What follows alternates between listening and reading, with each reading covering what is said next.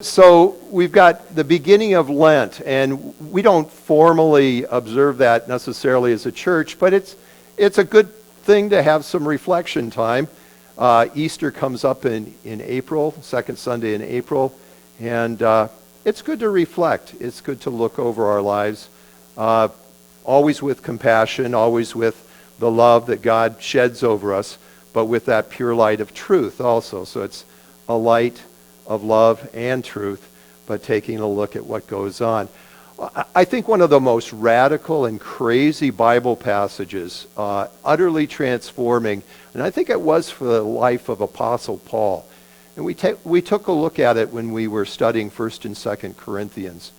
But you can almost feel, as Paul writes these words, you can feel that his life is being shifted in a major way. It's being transformed in a major way by the words that God gives to him, speaks to him directly when he is struggling with what he calls that thorn in his life, something that's going on in his life that he sees as negative, destructive, contrary to the good news of Jesus Christ, and he wrestles with it and doesn't know what to do, bangs his head against the wall. How do I get rid of this thing? Lord, and he fasts and prays, God, how do we get rid of this?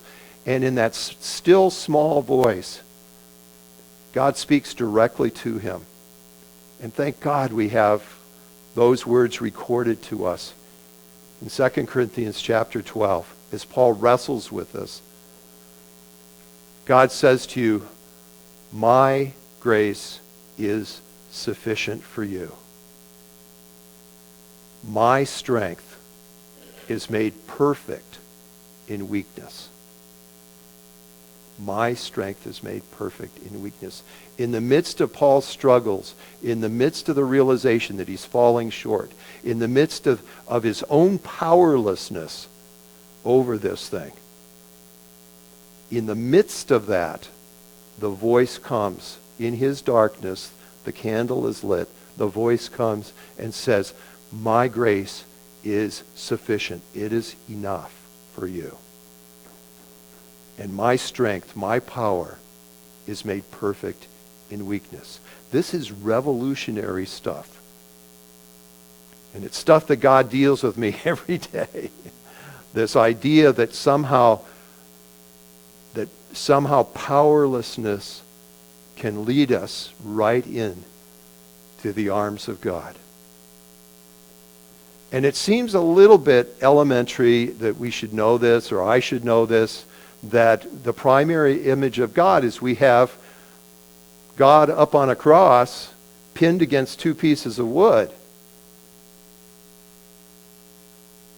And that Paul said over and over again, it's Jesus Christ and him crucified. That is the center point of our belief, of our life, of everything that we are about. Jesus Christ and him crucified. And so I'd like to explore that from the standpoint of something physical, like ashes. Ashes are basically where all living creatures go, human, snails, slugs, birds, mosquitoes. Everything that's living turns back into carbon, gets broken down, all the bonds go away. It's called oxidation, whether it's in a fire or oxidation is actually kind of like a slow-burning fire. Things just fall apart. Living stuff falls apart, and we become our basic carbon form again. Ashes to ashes, dust to dust is what the priest says on Ash Wednesdays.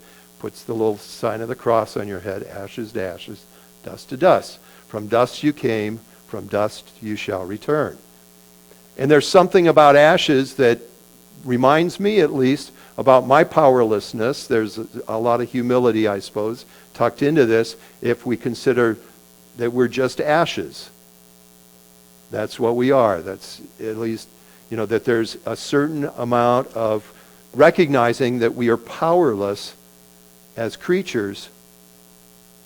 We think we're all powerful and we can manipulate and move, be shakers and movers. And in some sense, that's true. But today we're looking at the other side of that, and that is our essential powerlessness to do anything of our own good. Paul talked about that too. He said, all my best efforts are like a pile of manure, when I try to do it myself, when we're disconnected from our life source. And so there's really two things that I'm kind of reminded of with ashes and kind of embracing our powerlessness is one that ashes oftentimes in the Bible are used when we're powerless before particularly great losses, when we're losing somebody or something, or a shift in life where we have to say goodbye to something. We're still saying hello to something, but we're still letting go of something. And oftentimes ashes and sackcloth would be together in the Bible where somebody had died and they lost somebody of importance, either in individual life or in the life of the society.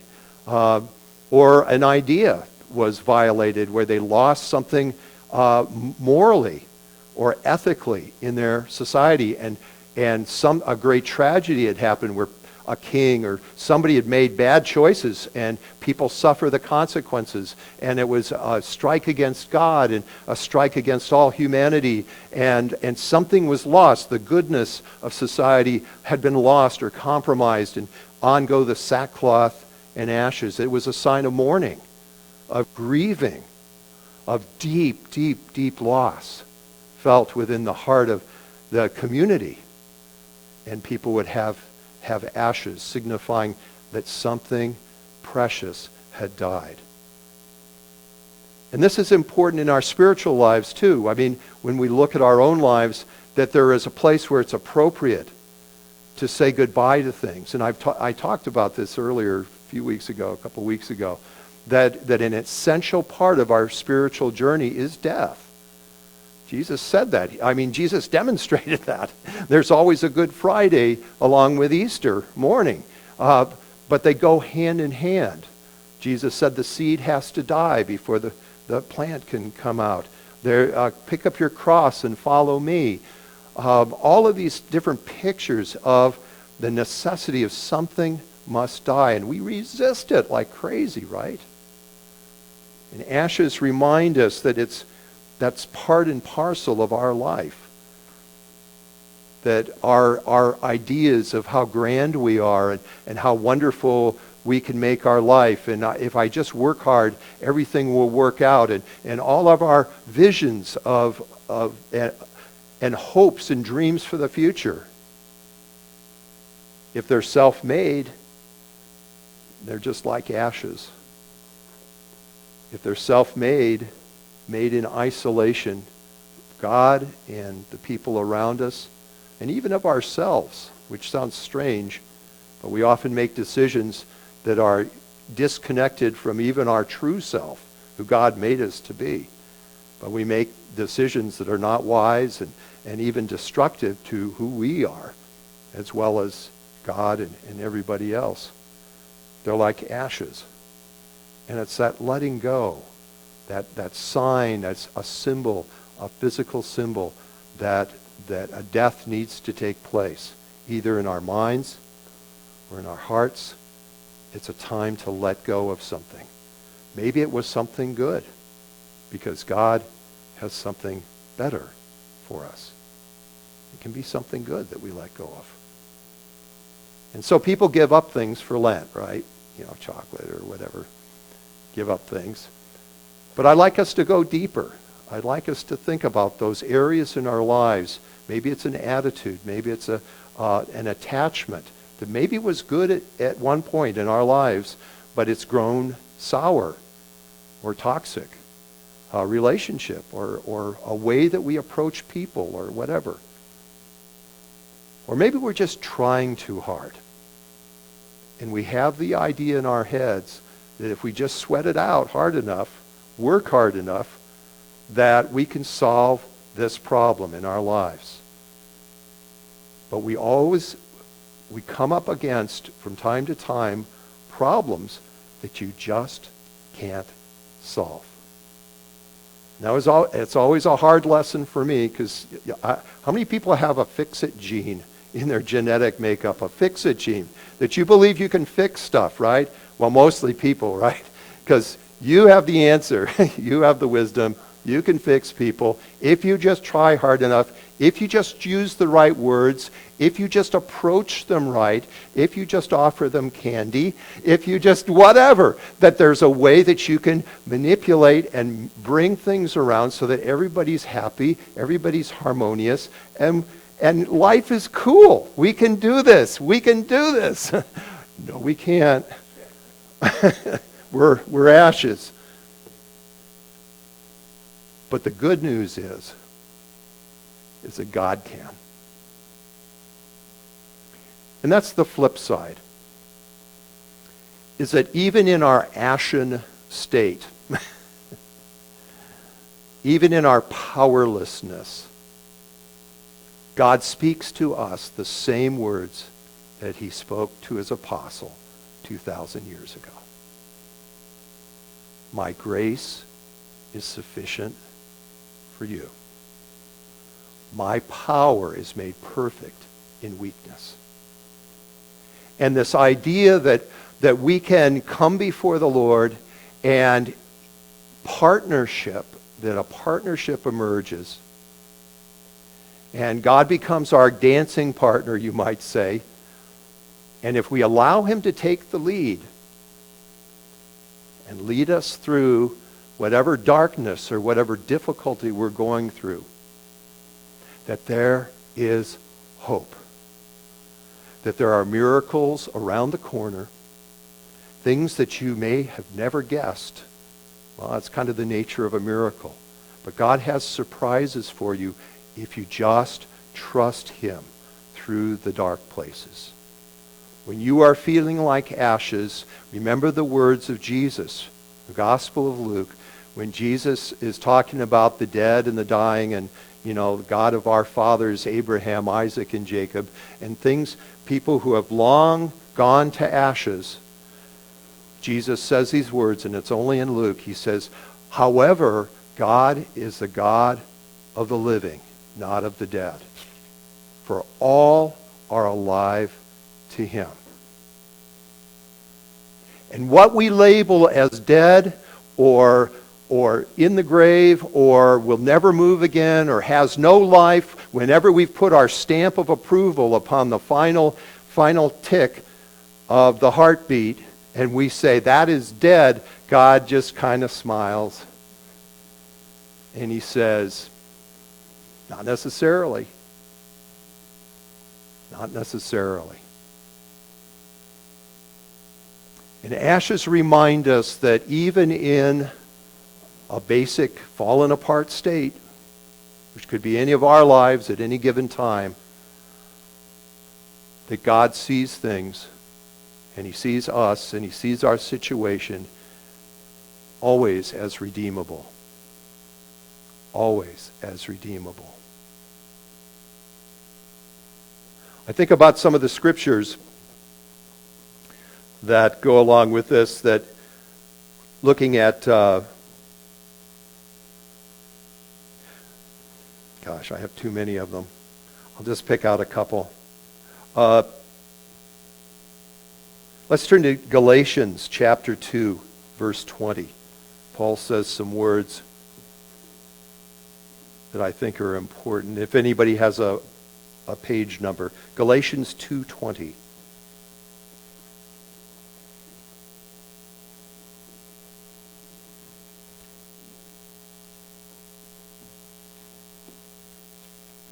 Paul is talking to this particular community of Christians about law versus grace. And they're primarily trying to stick with the law, do the best that they can to follow ethical guidelines. But Paul talks about a different way to live. And he says in verse 20, he says, I have been crucified with Christ, and it is no longer I who live, but Christ who lives in me. And the life I now live in the flesh, in this body, I live by faith in the Son of God, who loved me and gave himself up for me. I am crucified with Christ. Paul so identified with the cross, Jesus Christ and him crucified. Paul understood that all of his teaching, and he was a smart guy. I mean, he understood both the Greek world and the Hebrew world, and he had been trained in both. Smart guy, clever, but he realized that all of that paled. In fact, not only all of that paled, but all of it needed to die, to be crucified, put on the cross, for him to access true wisdom, true understanding about what life is all about. I'm crucified with Christ. And you go, oh, then you're dead. Nevertheless, I live.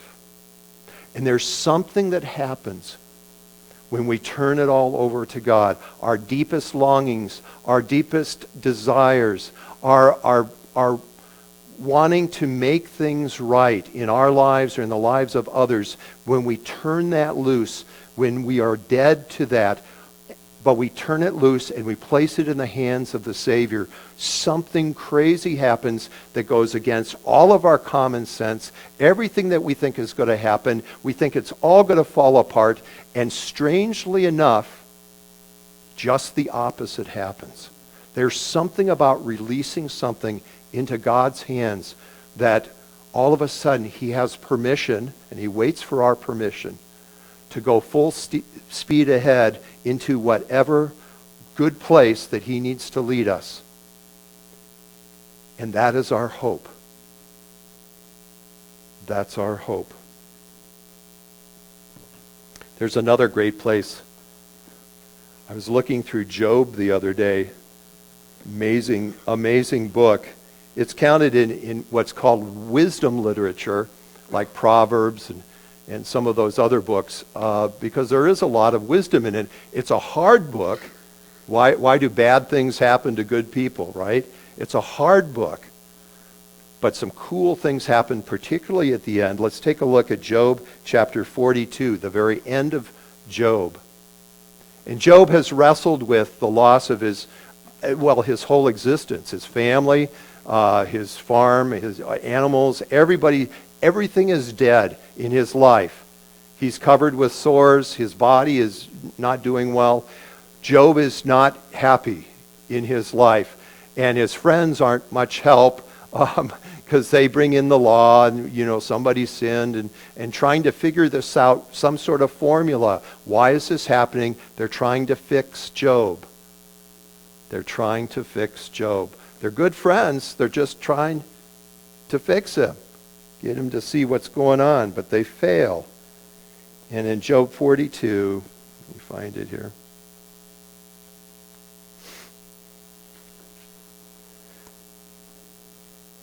In the first few verses, when the Lord confronts Job, and the Lord doesn't say, well, here's my blueprint, this is why I did everything and all this. But the Lord essentially calls to Job's heart to trust him.